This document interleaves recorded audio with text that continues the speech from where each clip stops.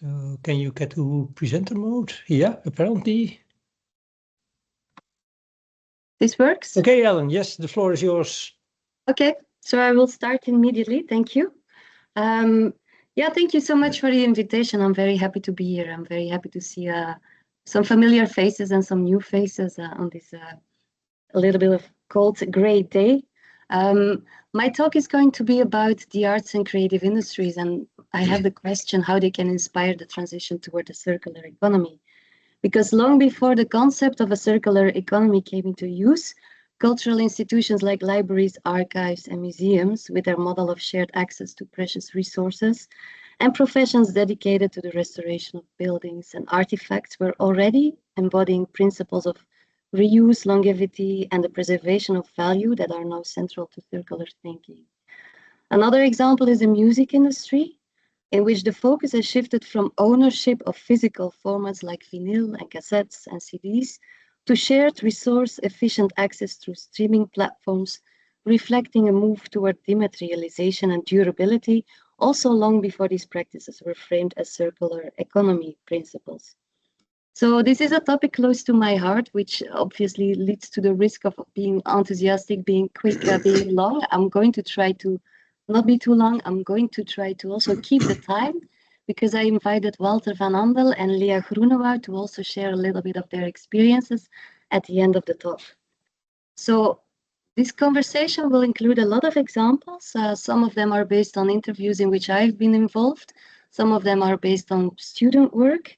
I must say, this is a disclaimer, I do not have any commercial interest with the companies that I'm going to talk about. I'm showing them for educational or research purposes.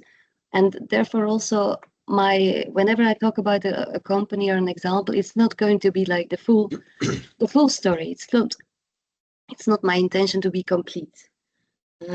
I am assuming that most of you present here do have a circular economy insight, that there is some knowledge, and that most of you may not know so much about the creative industry. So that's where my focus will be.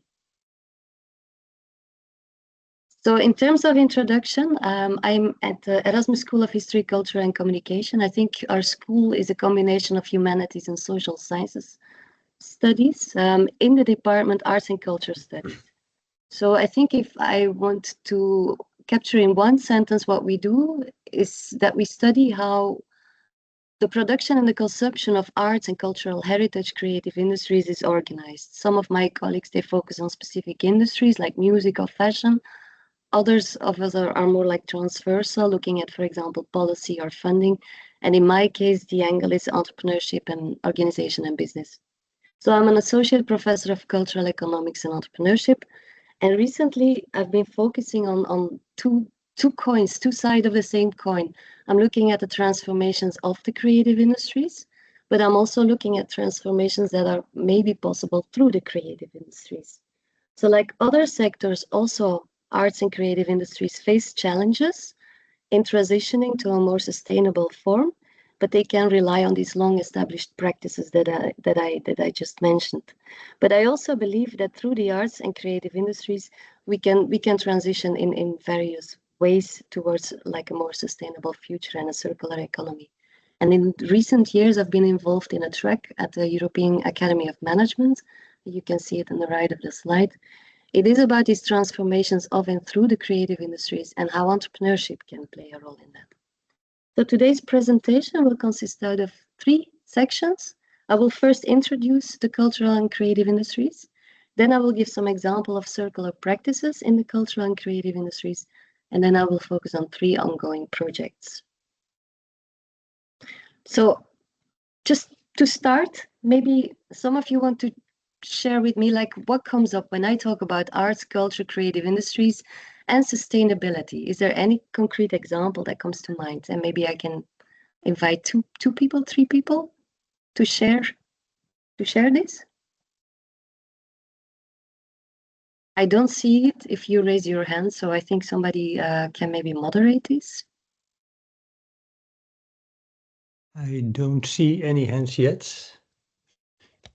No ideas. Of course, I can of course mention something myself, but then it's quite closely related to the industrial design part of the creative industries, there are quite some design agencies, especially the smaller ones, but also the larger ones, start paying considerable attention to sustainability in all its aspects, quite closely related usually to the tangible products. But I guess you want to go in a slightly different direction. I'm going into a slightly different direction because I know that there's a lot of knowledge on this by colleagues like you. But indeed, in the design sector, we see a strong focus on the durability of the design and the materials and the products. But thank you, Ruth. Anybody else who wants to share like a first idea? Xenia.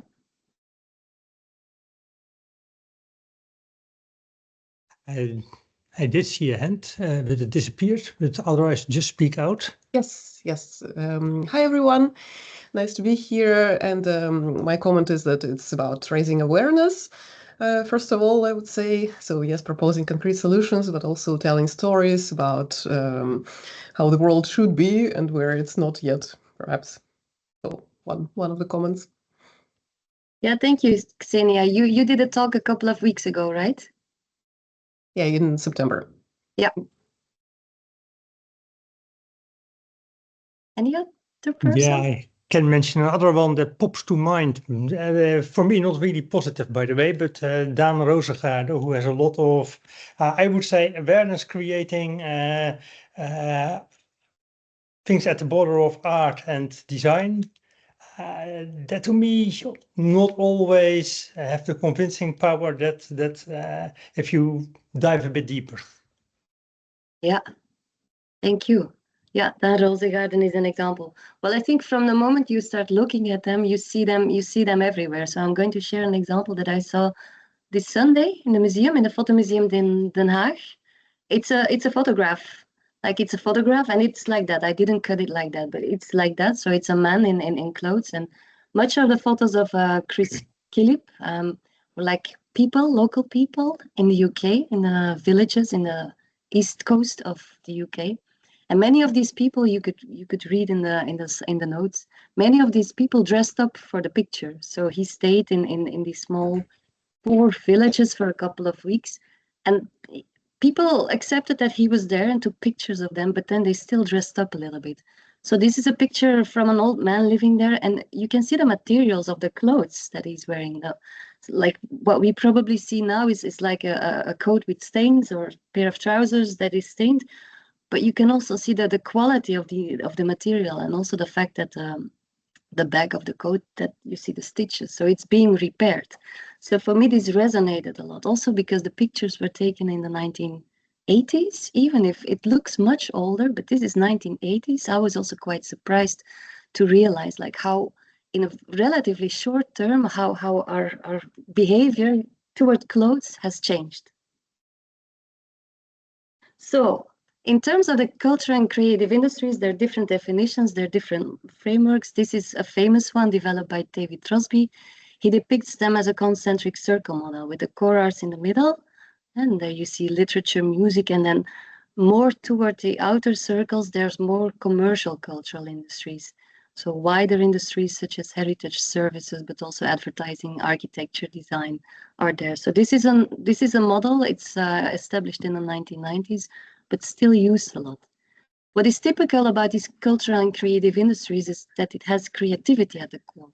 And creativity has a lot of potential. Creativity may lead to innovation, and this has been established, for example, by Amabile in her famous theories, but it can also lead to imagination. These were the examples that Ruud and Xenia was referring to. The cultural and creative industries, they create value. They create cultural value. They can create economic or commercial value. They may also create social value and personal value. And this makes this very specific. Like if we compare this with other industries, they also create value. But the exercise of what to value in the cultural and creative industries is frequently done also in research. Richard Caves is an economist. He wrote a famous book about the creative industries, trying to look at them through an economic angle, and he identified some economic properties of the creative industries that he saw that or quite specific. The first one is art for art's sake. So this refers to the fact that the makers, the producers of creative goods and services, many of them are strongly intrinsically motivated, and they produce something because they want to produce it, not because they think it's going to be commercial viable, but because they want to produce it. And then a second property is that nobody knows, like from the moment you finish a book or you finish a painting, it's very difficult to know whether it's going to be received in a positive manner. You may have a hint, but nobody knows how popular something is going to be. This is different from regular products where the marketing department can test and decide on production capacity based on the receivement of an audience. Ars longa is another property which refers to the fact that from the moment an artistic product is being made, ideally it's durable, and probably it will also take a long time. Like when I make a painting, I'm not throwing it away probably next week. So it has a long life, ars longa, which also may have implications in terms of intellectual property if I manage my business in a clever manner. And then another property is the motley crew, which refers to the fact that we need many people to develop quite some of the cultural and creative goods and services. So there are challenges, circularity challenges in these cultural and creative industries. We've been talking about goods and services, so products. Think of paintings or a piece of antiquities. This is a product that we tend to care about. So that's a good thing. It's a positive thing that we care about these goods and services, but on the other hand, we also want to consume. We may want to express our identity based on the clothes that we're wearing. So there's this tension between caring for something and then also this idea of we want to consume things. Cultural and creative industries also develop services, experience goods. On the one hand, it can be very powerful to be in this community, to enjoy a music concert with many people. We're all focused on the same thing. We feel that we belong. This is a deep psychological need. But on the other hand, there's also questions related to sustainability. How sustainable is it if all of us take a plane to go to a festival somewhere in the desert? And then there's some challenges related to the digitalization. Like on the one hand, there's a transition from physical carriers like CDs, cassettes, DVDs, to the online availability of music, movies, and games, for example. We can use them on demand and be pay-per-use. So on the one hand, that's quite sustainable. But then on the other hand, there's also a digital carbon footprint, the hidden environmental cost of digitalization because of the water usage for cooling data storage, because of the carbon emissions due to energy demands of data centers, due to cloud computing, light pollution, e-waste, and so on and so forth. And at the same time, we've also seen during COVID-19 that the digital may not replace the physical. We also want to be physically present in some of our creative experiences. So these are some examples. And with these examples, I want to show that on the one hand, there's a strong tradition by some sectors. On the picture on the left, I think many of you recognize it. It's the Notre Dame in Paris after the renovation. So there's a strong tradition in conservation and renovation. And the challenge of these sectors is to start working with durable materials and to reduce waste, which is a complete different challenge from for example, libraries. We also have a strong tradition of preservation of books, but there the challenge is like the burden of preservation. Maybe we are preserving too many books, and what do we do with the digital books, the e-books, next to the physical books, right? So there's a tradition, there's a sustainability element, because we keep things, we keep objects, we reuse them. But the challenge here is like, do we duplicate everything? Do we digitalize everything? That may also lead to additional pressures on our planet. Well, the fashion industry is a very famous example. It produces 10% of carbon emissions. It's the second largest consumer of the world's water supply. So it's very demanding, and it also leads to a lot of waste, what you can see here. The waste from the fashion industry, usually what we do with this waste still is we burn it, or we put it in landfills, preferably at the other side of the planet. So it's not a very sustainable industry. And the final picture that you see here is the exodus from the Burning Man Festival in 2023. I don't know if you followed that, but the festival had some weather challenges. So many people all at the same time left the desert, and this is the visible traffic. There's also a lot of invisible traffic that follows here, like the air traffic from the artists, from the goods, the stage goods that are needed, and of course the audience. So there's different industries in the creative industries, all with their traditions and with their challenges. And then what we do, what we prioritize as a society to change, that depends on our values. Are there any questions at the moment? So my intention was to present the culture and creative industries to you. I hope you have an impression of what these entail, right? Okay, then I'll move to the next part of the presentation. What I want to do here is to give you some examples of circular practices in the cultural and creative industries. I'm not going to get involved too much in definitions of the cultural circular economy. I think we all are aware of the idea that with a circular economy, we want to step away from a linear economy and we want to close the loop. And this is like one of the depictions of a circular economy in terms of the R strategies. There used to be 5 R strategies and then 8, and now there's 10 R strategies. So these are strategies that we as users, consumers, but also producers may adopt in order to become more circular in our practices.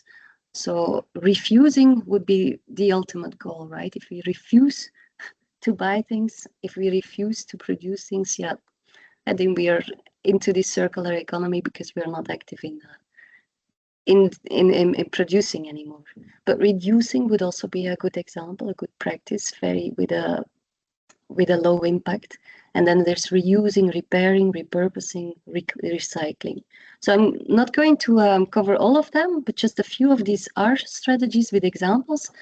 My intention was not to fit something perfectly in the box. I also experienced that sometimes it's challenging to identify whether something is reuse or repurposing.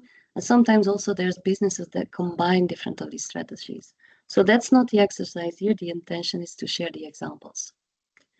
So this is the example of the cassette. I'm not sure, I guess you're also no longer using cassettes. I took this example because I recognize the orange cassette from way back in the days where I had an orange one with I remember that Sandra Kim and J'aime la vie was on the cassette.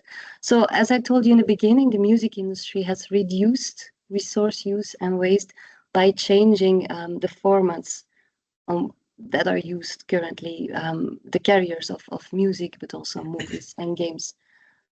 Sustainable material choices is another way of reducing, and we see this in fashion with bio-based and natural material to reduce virgin resource extraction and to reduce the reliance on resource-intensive fabrics. We see it also in audiovisual production, where the set designs currently include increasingly more like digital and augmented reality aspects. And this is also a way to minimize resource consumption for props and sets. The motivation, however, of these industries may not be circular in the first place, but may have to do with efficiency and profits. But if it has a good impact on our environment, we cannot be against that. And the idea of on-demand manufacturing, like a tailor in the past, we see it also coming up in our clothing industry, that some clothing companies only produce after something has been asked for. So this is the example of Blue City in Rotterdam. If you haven't been there, I can definitely recommend to go there. So they have their labs, and in the labs, they develop new materials. And they work they have a fungi lab. And I'm not going to try to translate what's on the slide, but I think you can imagine what is happening there. So entrepreneurs are making use of these labs. They can hire, they can rent the lab and test and create new materials. This is another example where this is not from the Netherlands. It's a circular arts network where people can announce the availability of materials, leftover materials, so waste. And the users of the network, of the platform, are typically artists or theater producers who are looking for materials to to develop like either their artworks or their sets. In terms of reuse, I think many of you know the famous fountain by Erasmus, Marcel Duchamp. This is a very explicit example of reusing an object, of extending the product life cycles. But there's also the library, the example of the library, and also reselling is a way of reusing and extending the product life cycle. And as Ruth suggested in the beginning, in design, they are designing to extend the product life cycles even before the product it comes into being. So again, the example of the fashion industry, this is a very famous graph. I'm not sure if you know how often we typically wear our garment. Does anybody know, like, how many times do we wear something on average before we get rid of it? You can maybe just shout.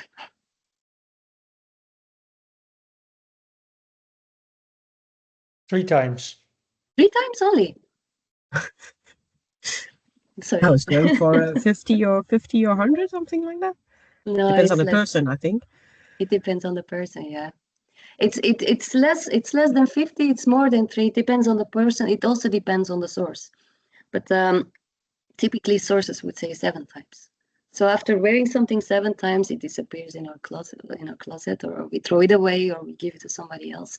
And this is something that coincides. So this is a downward trend. It coincides with an upward trend in terms of buying. We buy increasingly more. So that is problematic. But there's also optimism. At the graph, I don't know if you see the details, but the graph at the bottom of the page, it shows that the market for rental, repair, and remaking will grow. If we look at the trends of the day, it will grow, it will increase. And that market will mostly rely on North America and Europe. And so we see good practices in terms of rental, repair, reselling, and we can contribute to that. But there is optimism. This is a projection up to 2030, where you see the growth of the market. And one of the reasons why the market is growing is because of vintage. Vintage it's fancy. Like I remember when I was a kid, second-hand clothing was, well, not very fancy. And I remember wearing second-hand clothes when I was a student. It was either out of poverty or fashionability. It depends on how you look at it. But at some point, the word vintage came up, and then vintage was fancy. It's cool. There's also enormous market in second-hand bags, but not my typical bag, but the Hermes bag. So there is an appreciation for these clothes from the past. Also, the quality of many clothes from a couple of decades ago is relatively good. So people are willing to buy it. So when it comes to reuse, we see good examples in the fashion industry. And I wanted to include one example, at least from the film industry, even if I'm not too familiar with that. This is an image from the movie Mad Max Fury Road. It's not my typical entertainment, but apparently if you go and you see the communication of the movie, they're very proud of the fact that they reused existing materials. So the cars that you see here, they're like actual physical cars that are reused, that are remade in a way that served the movie.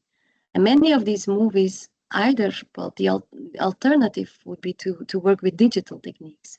And I'm not sure what is the most sustainable, the reusing of existing props, existing cars, or working in a digital manner. But I see things are happening in the movie industry as well.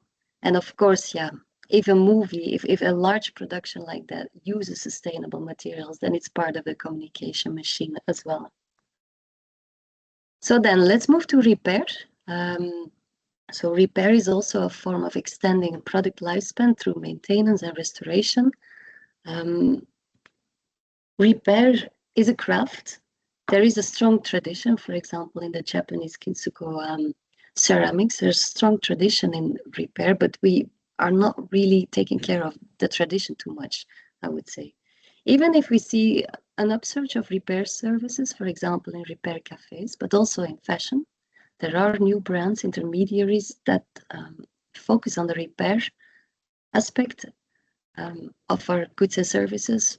And then, the repairable design with the example of Fairphone is also something that is that is remarkable and that we should cherish. So in terms of examples, this is the United Repair Center in Amsterdam. I'm not sure if somebody is familiar with it. It's a B2B service, so we cannot go there with our clothes, but it's a B2B service. So they have deals with brands, with big brands, and they repair clothes in Amsterdam, in London, and the repairers are people with a distance to the labor market. So in terms of their mission, the business has like an environmental mission, but also a social mission. And this is something we see happening increasingly more, that companies that are sustainable are also embracing this social aspect. And it's not only because of the orientation of the founder, there's also a cost aspect related to it, right? If you include people with a distance to the labor market in your operations, it can become relatively cheaper, especially if you see that the alternative would be to outsource it to other companies in other countries.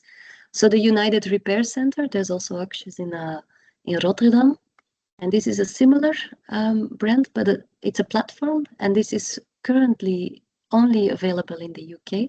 So it's a platform that matches repairers with people who need a repair service. So I'm not sure about you, but I've never had the skills of repairing my clothes. People in my family still had, but yeah, unfortunately, I can no longer rely on them. So I would benefit a lot from this kind of service. The thing is, like, they're relatively expensive, especially if we compare it with the price of a new piece. We can buy a t-shirt for 10 euros. Why would we then repair a t-shirt for 10 euros, right? Unless we're very hooked to this t-shirt. So here the consumer need to change their mindset still in order to really have an impact of repair. So now I move to the example of repurposing. And what you see here is a church that has been turned into a hotel. When I show this to students, some of them are very surprised. They're like, this is so Dutch.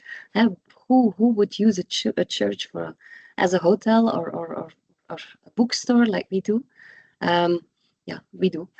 So it's an example of repurposing. So we extend the product life cycle by giving it a new purpose. Here is an example of a very nice brand in Arnhem, and you can see the materials that they use. It's written on the website. Antique linen, second-hand clothes, vintage wool blankets, and more from flea markets, recycling centers, and individual donations. And you can see that they call for donations.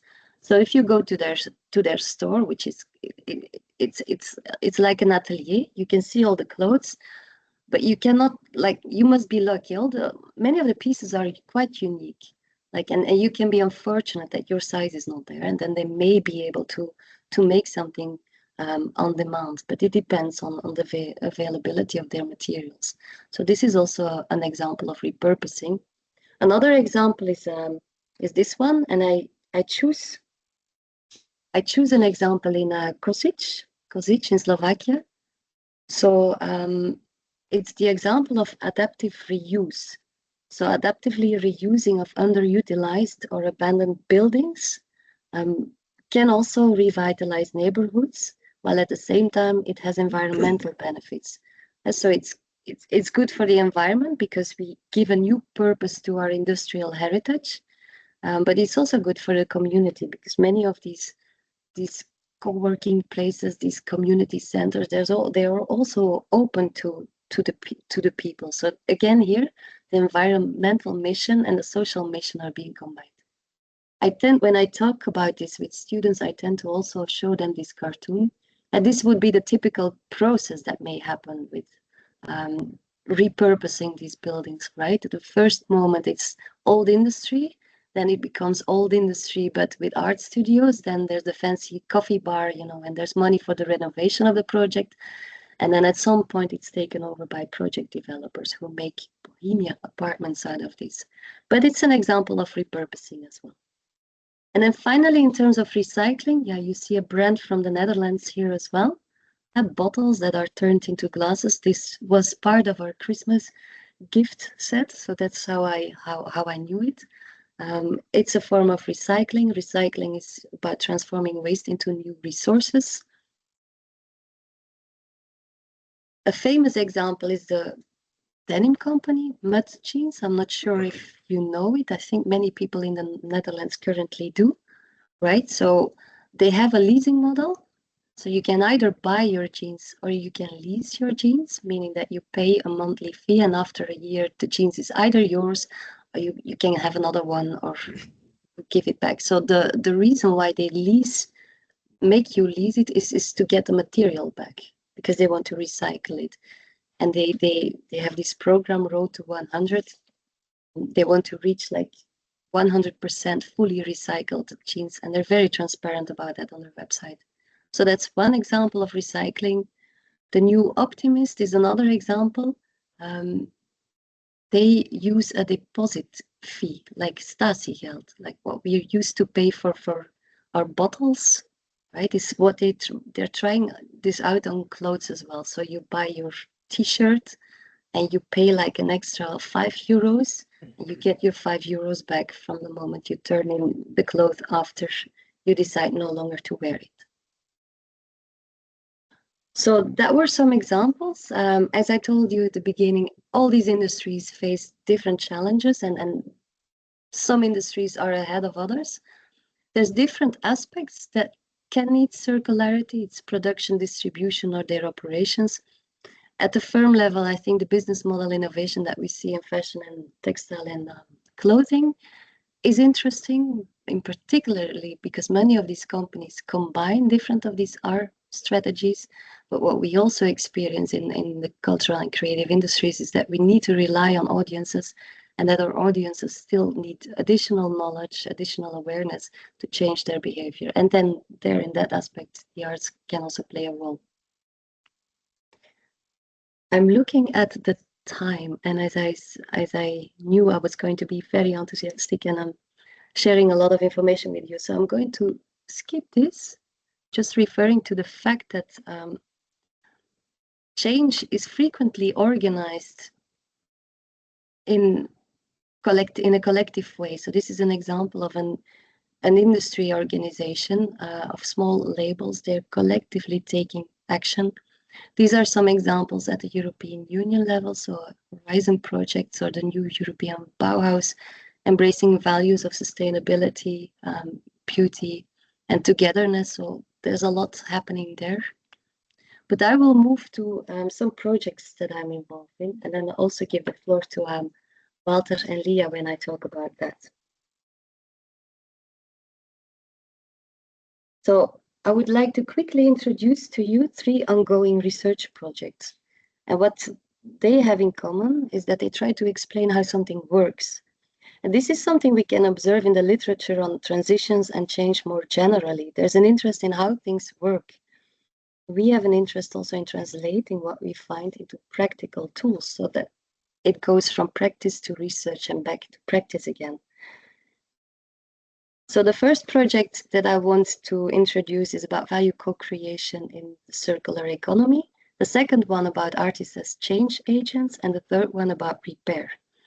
The first project is about transformation of industries, including creative industry.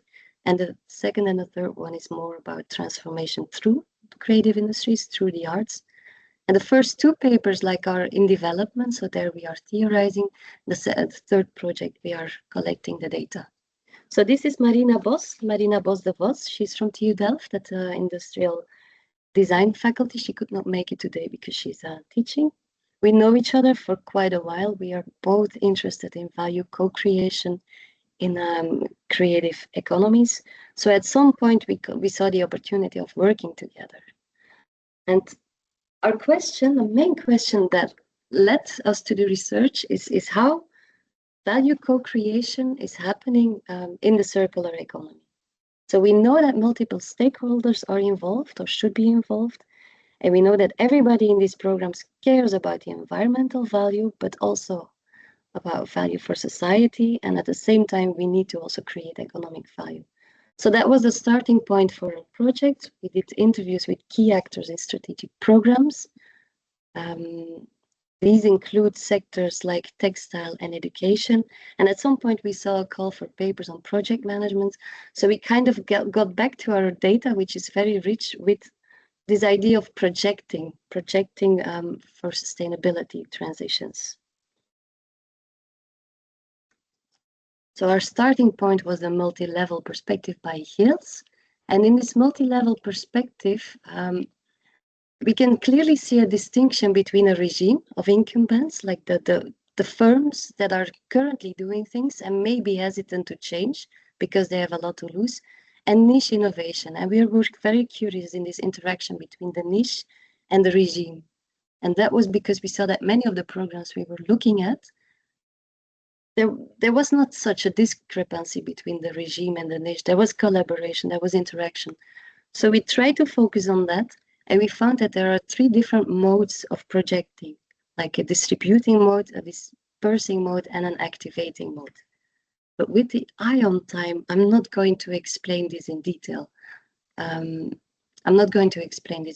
can have a conversation later or in another occasion, or maybe Marina can do it. So I'm going to move to the next project with Walter, who is here as well. Walter is a lecturer at the HKU. And we did a project together. It started from the idea of artists' earnings, like artists are not making too much money. What can we do about it? And we turned to, we did interviews with facilitators, organizers of activities in which artists are involved as change agents and not necessarily making their artworks. So we took change and agency as our starting point. And we saw that the change that artists can have is change on individuals, on organizations, and in society. And the agency of artists ranges from making an artwork to actually co-creating together with a community of people. So here as well, we developed a typology of the different forms of change agency in artists in order to start a conversation. From the moment we know how things work and how things work in different ways, we can start to organize them. We become aware of the skills that are needed from the artists. And rather than putting everything into boxes, as I said, this is a conversation starter. This is an example of an AI-powered artwork. Maybe you've seen it in the news recently by Refik Anadol. And so he created this artwork with AI, and it's about the coral reefs that are disappearing. So on the one hand, it's an autonomous artwork by this artist, but on the other hand, it is in an organization and not a regular organization. It's the United Nations. So in terms of the impact, the change that it can have change on the individual who experiences the artwork, but also on our society at large because of the fact that it's on display in the United Nations. Walter, are you there? Yes, I'm here. Yes. Can I ask you to explain a little bit about this linen project? Yes. So I'm Walter. Good morning, everybody. So I'm a lecturer at HKU. My lectorate is called Valuable Entrepreneurship in and through the arts. So focused mainly on a lot of the same topics as Ellen. That's why we've been working closely together already for quite some years. So at the moment at the HKU where I work, there's an art school, the biggest art school in the Netherlands. There's a big focus on sustainability, on circularity. It's a big item for us, and I think at most art schools at the moment, focus on what roles do artists really play in these sort of sustainable movements. What responsibility do we have as makers? Because we make a lot of stuff. It's incredible how much stuff do we make. But what sort of responsibility do we have towards material, towards resources, towards the planet? These are things that we are interested in, but also we see it a lot in our students. They're very idealistically driven, quite activistic also. So there's also really a push from the students, like we need to know more about these things. And also from an entrepreneurial standpoint, it's very interesting to look at this because there's a lot of innovation in this world, new forms of organizing, new ways of looking at what's the value of things. New ways of projecting values, etc. And so to illustrate that, I wanted to talk very briefly about this one project. It's just one illustration. It's called the Linen Project.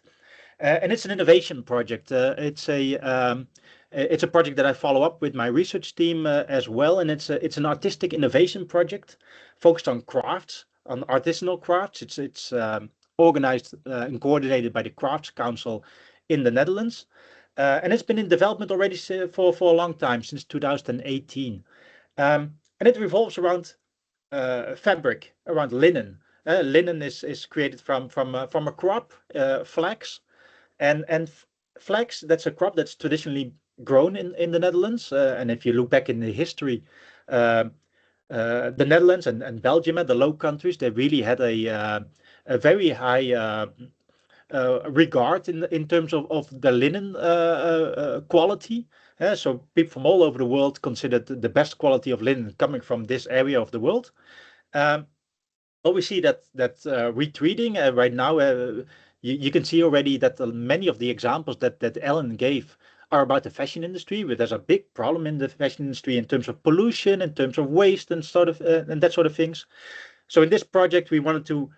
They look at how can we make that again local? How can we produce local? How can we look at this fashion in a more sustainable, circular way? And what's interesting about this project that they do this in a collective way.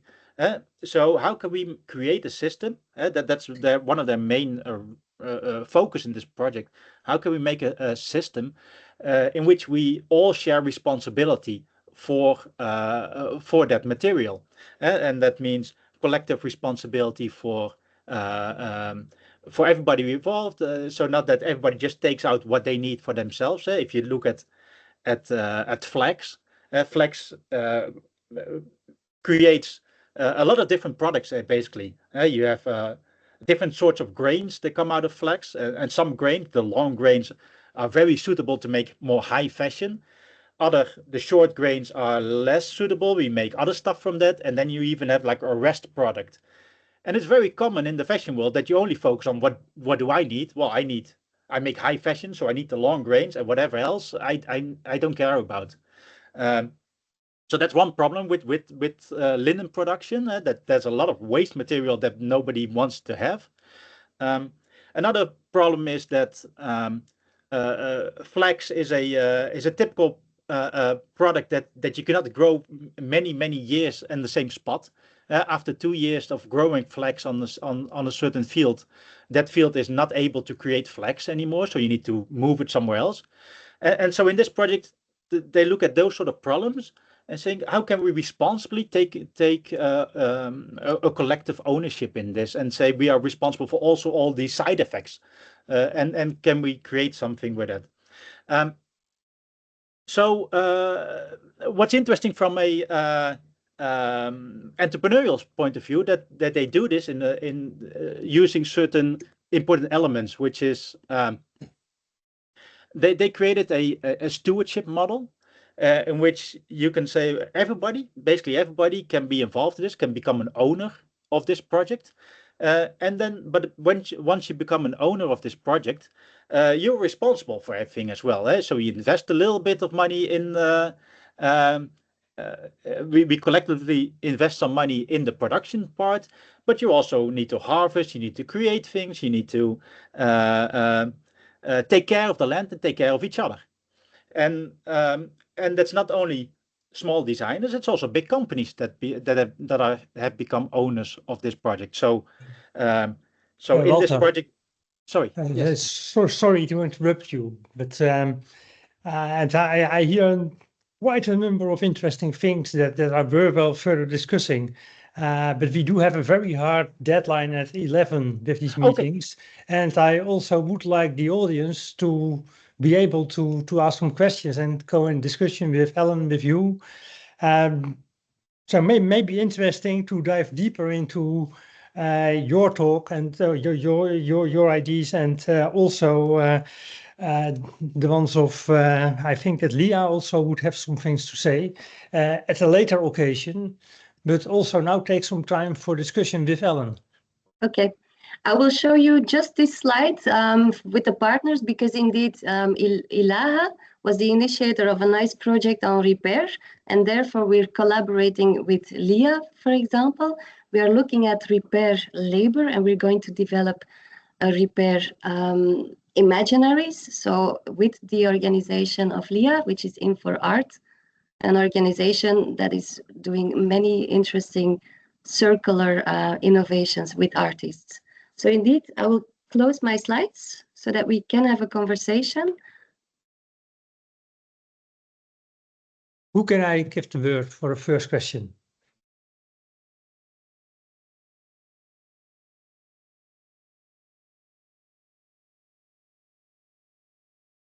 If there's no let me- immediate question, then maybe Leah kick- can say something. I see Jana. Oh yeah, but it's not urgent. Maybe Leah wants to kick off. No? Okay. Yeah, thank you so much for your talk, Ellen. I really enjoyed it, and I really enjoyed the kind of bird's eye view on wonderful examples in the culture and creative industries. Thank you. Of course, you also showed that there's still a lot of pollution, that there are a lot of challenges in the sector, and I wonder a little bit. So you highlighted a lot of really strong, great, innovative examples, but what is the overall takeaway? Like, if we try to make up a balance, how is it going in terms of ecological sustainability in the culture industries? How would you look at that?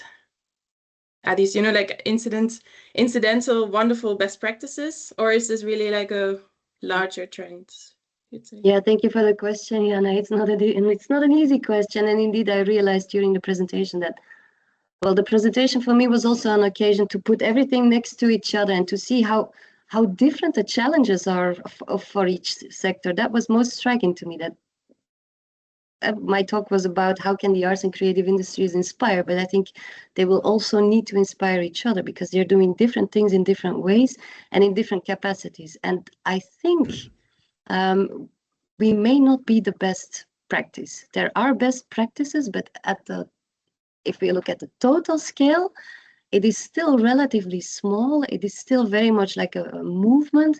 There are infusions by the European Commission, also national governments like to change things like it. But the scaling up, I think we're still waiting for that, is my impression. Leah, maybe you want to say something here because you are one of these change agents with your company. You may have also an impression of the challenges and the bigness of the challenges.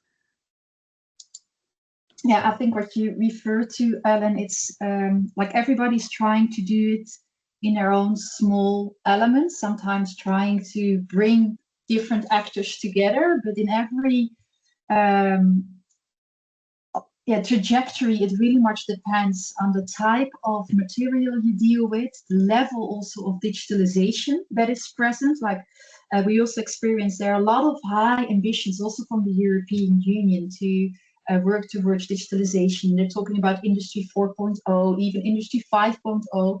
But if you go to the fields and work together with SMEs, many of them are just starting this and they are hardly any digitalized. And then if you are adding creatives to it, it also depends on finding the right tools they have together to work on this.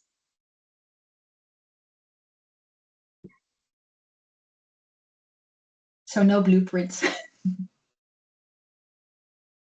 Any other questions?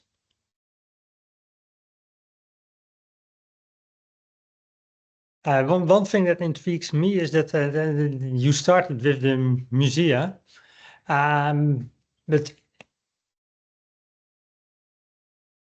in the creative industries, in the arts, typically you often curate. So it's basically also selection. And what I don't see in society at large, and certainly not when it comes to fashion, is actually that curation at the various levels that it might be needed to really get circular. But this is just a wild thought from someone who is not really involved in this area. But might there be something that is a kind of barrier between how things are done within the creative industries and what you should do if you want to translate it to the economics at large? Yeah, that's also a very big question. So yeah, you're reflecting on circular curation. When you reflect like that, I'm immediately thinking about the next generation, right? I think we, in our school, but I guess in many other schools, we are educating a generation that is more circularly aware, but it will need some time for them to be on these positions where they can really like influence organizations with long traditions. There are organizations like DEN, for example, Digitaal Erfgoed Nederland, and they're targeting the heritage sector in terms of digitalization, but at the same time, they try to take away, they try to get this environmental awareness ingrained, and they realize, yeah, they have programs, but the programs are only like seeds of change. Like they have some people from a company participating, but it takes a long time or pressure from the outside to actually radically change in what is shown, so in terms of content, but also in terms of processes. And I think in terms of content, museums address the issue, right? I think museums address the environmental challenge. But in terms of operations, I think there's work to do. Yeah, and we make, of course, a lot of stuff that is actually not worth keeping. So to some extent, I live next to an Action. There is a lot of stuff sold that is really sold for single, few time use, then disposed and bought new when you need it again. So this type of curation might already start at the moment that you actually try to create the product. It's in the selection of the materials, it's in the selection of the way you build it. It's a lot of things that you need to take into account probably far earlier than we usually do.